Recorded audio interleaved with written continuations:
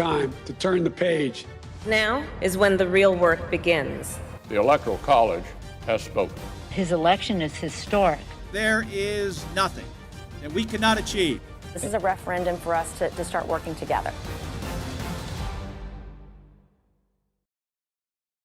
Good afternoon. I'm Michael Duffy, opinions editor at large here at the Washington Post. It's a new day in Washington, and so we thought we'd mark the moment by having a new Congresswoman. In this case, the new representative from the 5th Congressional District of Georgia, Ms. Nikema Williams. Ms. Williams is also the chair of the Democratic Party of Georgia and a newly elected member of the Executive Committee of the DNC. Welcome, Congresswoman. Thank you. Thank you for having me in this conversation today. It's great to have you. I assume you saw President Biden's inaugural address yesterday.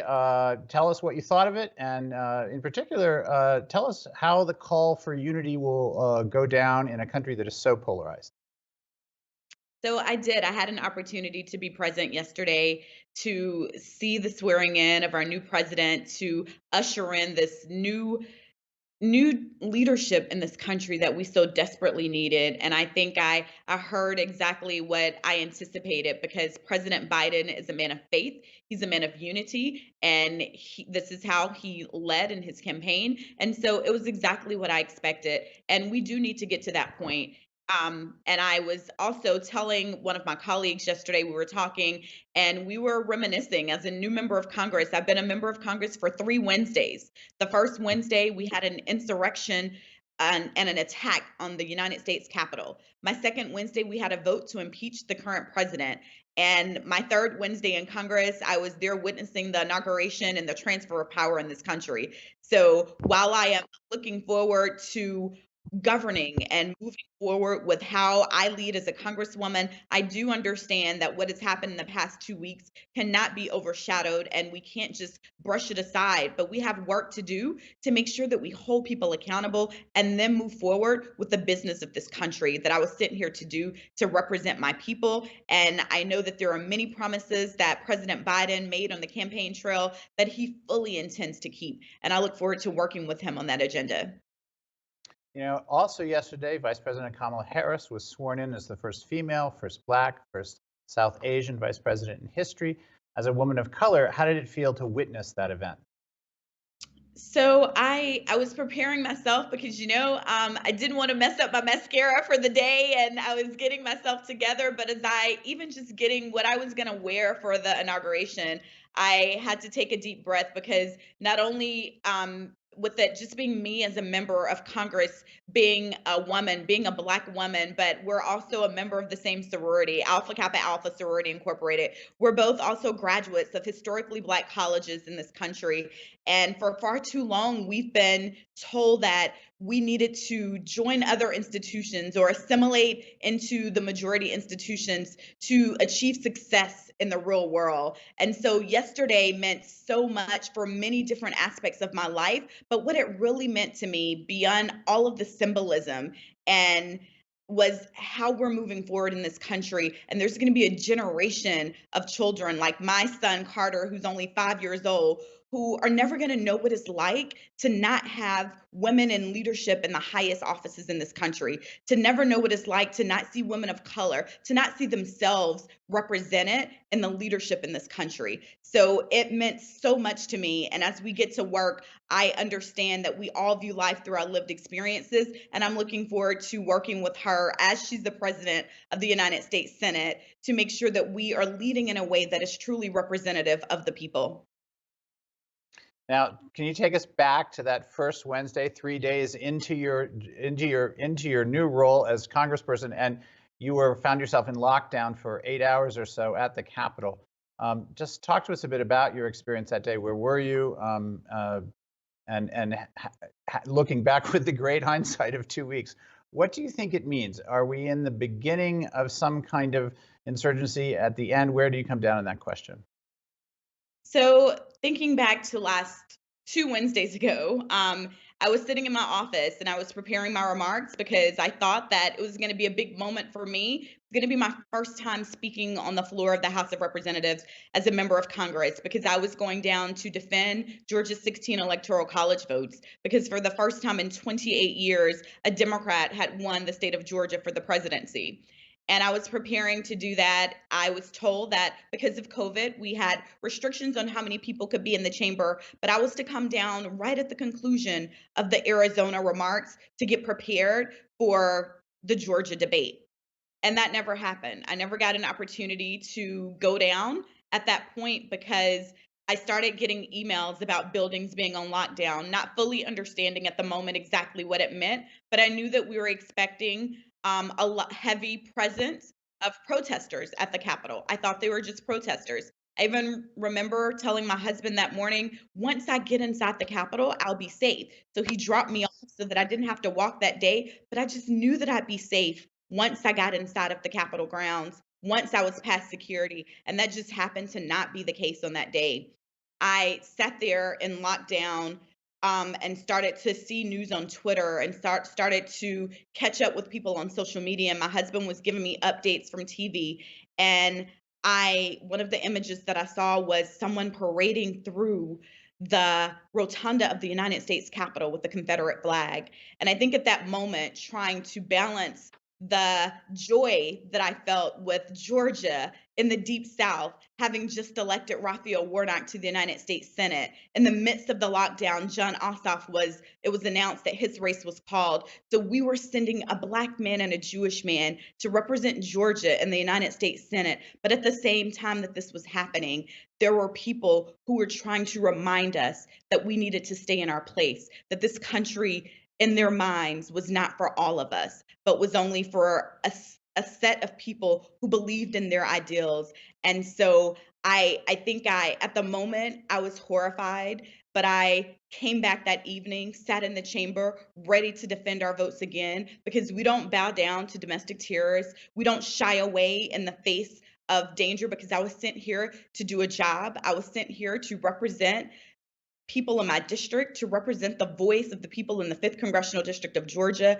And I didn't let that stop me from doing what I needed to do. I went back to the chamber. I sat there in the center aisle on the aisle seat, and I looked, and the door behind me was shattered because it had been shot out earlier in the day in the chamber. But I still sat there with my remarks in my hand, ready to go down to defend our votes if it came to that. Luckily, it didn't come to that, and Georgia was one of the states that was passed on, but it still is etched in my memory that while we were celebrating a huge moment in history, sending the first Black man and the first Jewish man from Georgia to the United States Senate, that there were people parading through the Capitol, attacking the Capitol, trying to tell us that we didn't belong and this wasn't our country as well.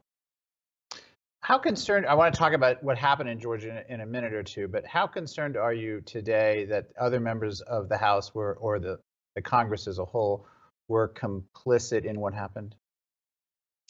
I think the more that I learn and the more distance is between that January 6th day and the moment that we're in, the more I feel that there are more people that need to be held accountable, even from the inside. There are investigations underway. I'm going to allow them to run their course so that people understand that their actions have consequences. Your words have power, and there are a lot of people who were complicit in the actions that took place, and I think the investigations will tell who those people were. You voted, of course, to impeach Donald Trump. Some folks have said that won't help unify the country. What's your reaction to that? We had an attack on our country. Just as we don't bow down to terrorists abroad, we don't bow down to domestic terrorists. Actions have consequences. We need to make sure that we are keeping our country safe. And Donald Trump was a danger then, and he's a danger now to not just our democracy, but to our national security. And we need to hold people accountable for their actions. You also introduced a piece of legislation, a bill to bar him from the Capitol for life. Is there a precedent for that? There is not a precedent for that. However, this is something the United States Congress has rules to govern ourselves, and this is an internal resolution that would allow us to govern ourselves of who we allow in our chambers.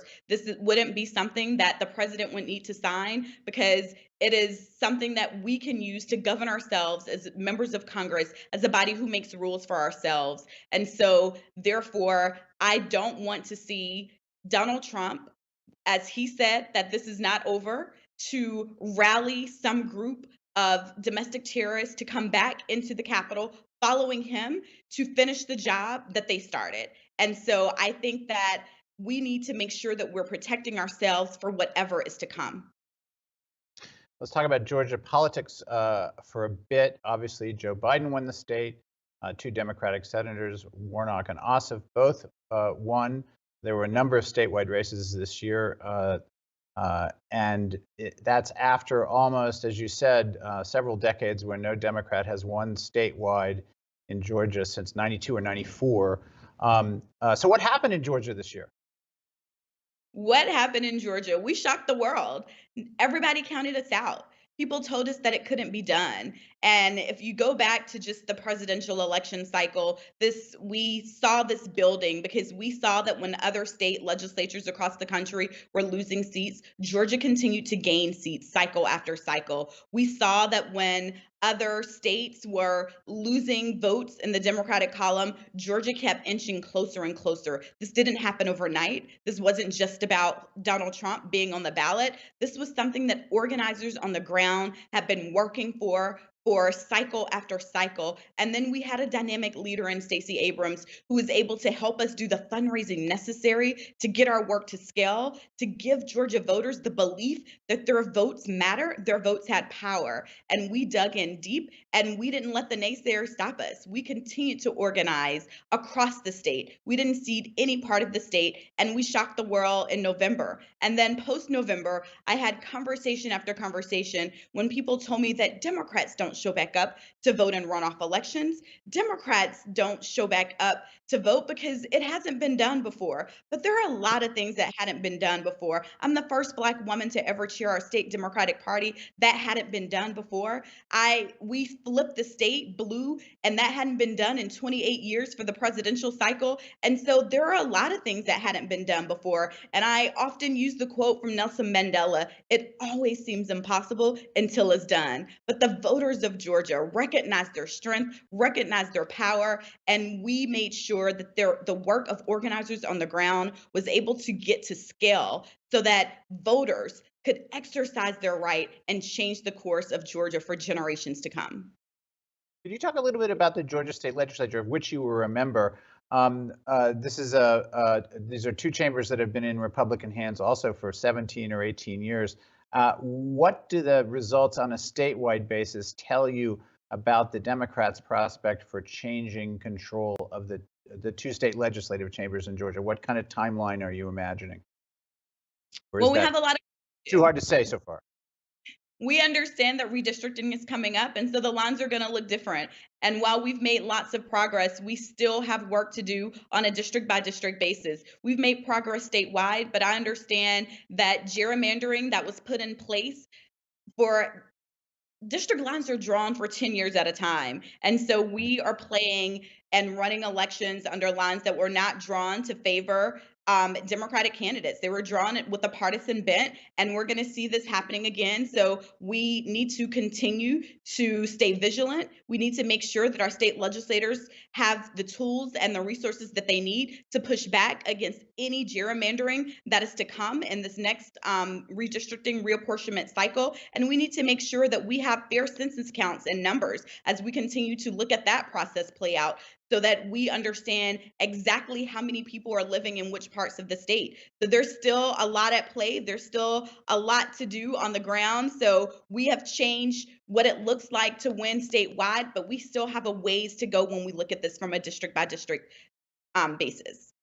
I want to ask you one more question about the various elections that took place in Georgia in the last 3 months.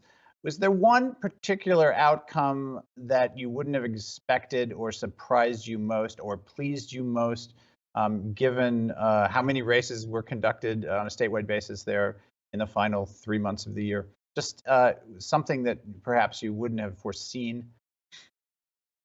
I think when looking at the legislative races as a whole, like that is one thing that I had hoped to do better. I had hoped that we would have a higher performance of Democrats elected to the state legislature so that we could have a voice in the redistricting process. And that didn't happen. And so that is the one thing that I wish we could have done better on. But I remain optimistic. I remain ready to stand with our current state legislative bodies in the House and the Senate. Our Democratic caucuses are strong, and we are moving forward to make sure that we get it right for the next election cycle. Now, you were elected in the 5th Congressional District to fill the seat of John Lewis, the legendary congressman and civil rights leader. You were close friends with the congressman. Tell us a bit about your friendship and whether it's a special burden to be filling his shoes or called upon to fill his shoes.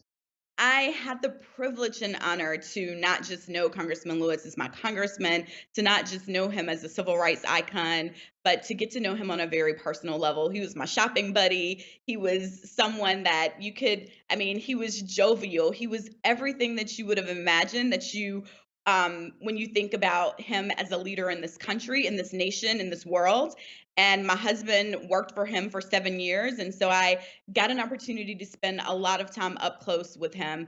I learned so much from him. He paved the way for me to be here today. And I don't take this responsibility lightly that I am continuing his legacy here in Congress. I start to look at the things that he fought for, and people understand his marches and the civil rights legacy that he left for us, and him walking across the Edmund Pettus Bridge for our voting rights.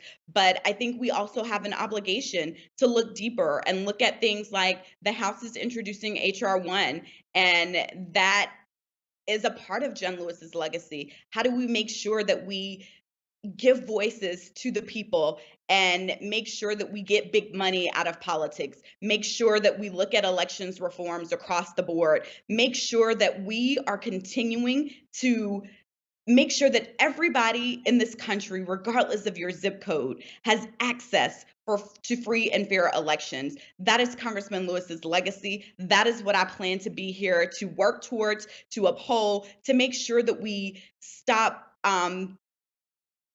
partisan gerrymandering that continues to hold so many people behind and restrict their voice in a democratic process. So I am looking forward to doing the work, to continuing his legacy. I know there's much work to be done, but Congressman Lewis taught us that each generation has an obligation to move us one step closer to full equality. And so I hope that as I get to work on passing things like H.R. 1 in honor of uplifting his legacy, that I am doing my part to move us one step closer to full equality by making sure that fair and free elections across the board are accessible for everyone in this country, regardless of their state, regardless of their local leaders, regardless of their zip code. You know, the Senate now is 50-50 with Kamala Harris in the seat as president to break any ties. The House Democrats' margin in the House is down to a handful of votes. This is a much more complicated division of power than perhaps either side expected. How conscious are you and your Democratic colleagues of that, and what effect or impact do you think that will have on the mandate you hold as you go forward? I think what we saw in electing a democratically controlled Senate, everybody knew exactly what they were voting for in Georgia because our candidates were out there every day talking directly to voters about the issues that matter to them.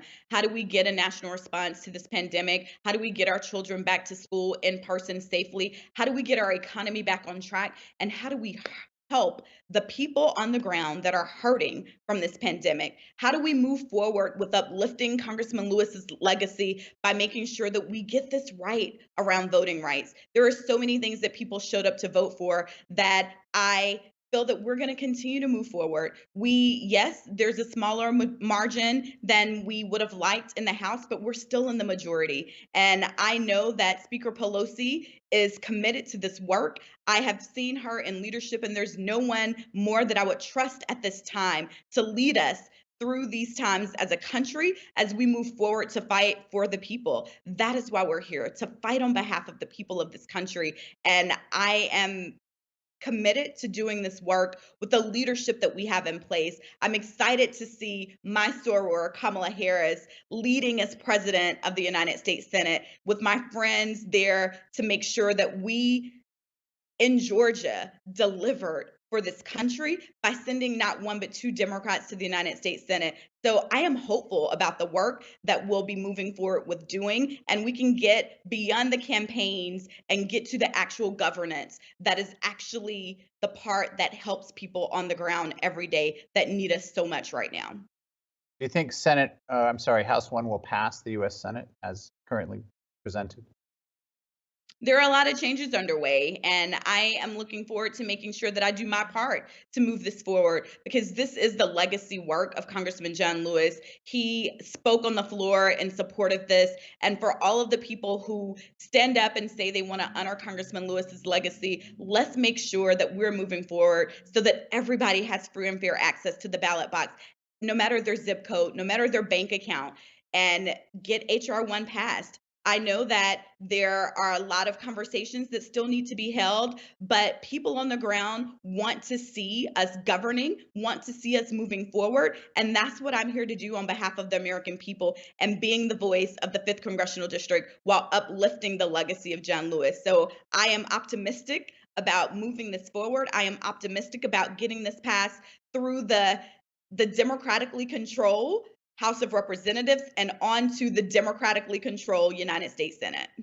Speaking of the Democratic control, now that they control both the White House and the Congress, do they need to take steps to reach out to the 70 million Americans who voted for Donald Trump, or are political observers who insist that's important just wrong? I mean, we're here to represent everyone. Whoever you voted for in this country, whoever you voted for in the 5th Congressional District, I am here to represent you as well. So I want to hear from you. There are some fundamental things that we're not going to agree on, but I am still your representative. Everybody has a right to be represented in this country. And as leaders, we don't represent in the United States Congress, we don't represent one party or another. We represent the people of our district. And so we do have an obligation to lead and to be representative of the districts that we're sent here to represent. And I often use a quote when people ask me about bipartisanship and how we'll move forward and how we're going to reach out to the other side. And it's a quote by James Baldwin that says, "I can love and work with anyone except for those people whose disagreement is rooted in my oppression and humanity as a person." And so there are some people that I'm just never going to see eye to eye with, because their disagreement with me is based upon my oppression or the oppression of a group of people and the denial of their humanity. Let me ask it one other way, and I appreciate your answer. There are a lot of Americans who just won't vote for a Democrat because they're a Democrat. How do you fix that? I'm not here to fix that. I am here to govern. I am here to do the work on behalf of the people of my district. And that includes everyone, including the people that didn't vote for me. Okay, so now as the chair of the Democratic Party in Georgia, what are your top 2 or 3 priorities while you're being the Congresswoman from the 5th District of Georgia? My top 2 priorities, we are moving into the 2022 election cycle, and every statewide seat will be up for re-election. I am hopeful that we're going to elect a Democratic governor, and we're going to make some inroads into state legislative seats. But I also understand that my U.S. Senator, Raphael Warnock, is going to be up for re-election in 2022. So our work started after we finished celebrating, and we are looking forward to 2022 and everything that we have to do in this year to prepare. Is one of your priorities changing the role of Black women in politics, particularly in Georgia? And are you optimistic that you're on the upswing? So I think as the first Black woman to chair the Democratic Party in Georgia, it can't be overstated the significance that Black women have played in our saving our democracy and the leadership in this country and being the backbone of the Democratic Party. But I'm here to build multiracial coalitions, because I know that it's going to take all of us to get us to victory and to bring true liberation and power to the people on the ground. And that can't be done by one group alone. And so I am hopeful about the multiracial coalitions that we're building on the ground and how that will turn into victories up and down the ballot in 2022. And what will your election to the executive committee of the DNC mean for your state and for the South in general? So I am not shy about how I feel. When my state needs to be represented, when my state needs resources, I will be there at the table to make sure that there is someone there to voice our concerns, to voice the needs of Southern states. A lot of people wrote off Southern states cycle after cycle, but we are here to tell them that no more. We won't write off these Southern states. And I know that with my friend Jamie Harrison as the incoming DNC chair, he's a former state party leader. He's my homie, my friend. He's my neighbor in South Carolina. And I am looking forward to the work that he's going to do to continue to uplift the Democratic Party, to continue to uplift our state parties and get us the resources that we need to continue. My last question is, looking ahead, I'm just going to press you a little bit. How long will it take, do you think, for Democrats to regain control of at least one chamber in the Georgia legislature? So I think that is all contingent on a lot of different things. We haven't seen the final census numbers. We have no idea what redistricting will look like and how fair the lines will be drawn in the state of Georgia, and all of that calls to play into this. So we have work to do to get us to that point, but I'll be looking towards how we get to that point and making inroads in 2022. Well, Congresswoman Williams, you've been extremely generous with your time and candid in your thoughts. We appreciate you taking some time with us today here at Washington Post Live. Thank you. No, thank you so much for having me.